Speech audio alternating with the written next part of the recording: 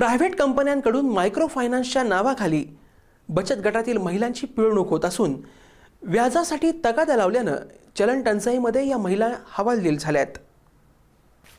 बचत गटांना कर्ज देऊन त्याची वसुली तब्बल 40 ते 30% व्याजदरानं केली जाते। त्याचा हप्ताही प्रत्येक आठवड्याला होतो। आरवाच्या भाषेत एजंटकडून बोललं जात आहे, अश्लील शेरे मारले जातात। अशा प्रकारे महिलांची पिळवणूक होत आहे। धमकावलं जात असल्याचं महिलांमध्ये भीतीचं वातावरण निर्माण झालंय। चलन टंचाईमध्ये हप्ता पूर्ण क्षमतेनं भरता न आल्यानं त्यांना वेठीला धरलं जात आहे। तरी या महिला बचत गटांची वसुली 6 महिने थांबवावी, तसंच फायनान्स कंपन्यांच्या व्यवहाराची चौकशी करावी अशी मागणी राष्ट्रवादीच्या वतीनं युवक काँग्रेसचे अध्यक्ष शरद लाड यांनी केली आहे। महिला बचत गटाच्या मायक्रो फायनान्सच्या नावाखाली होत असलेल्या अनेक महिलांसमोर उभे असलेल्या अडचणीच्या निमित्तानं आम्ही जिल्हाधिकारी कार्यालयात त्यांना निवेदन देण्यासाठी आलो। परवाच आम्हाला सगळ्या महिला भगिनी भेटल्या, त्यांची अडचणी सांगितल्या।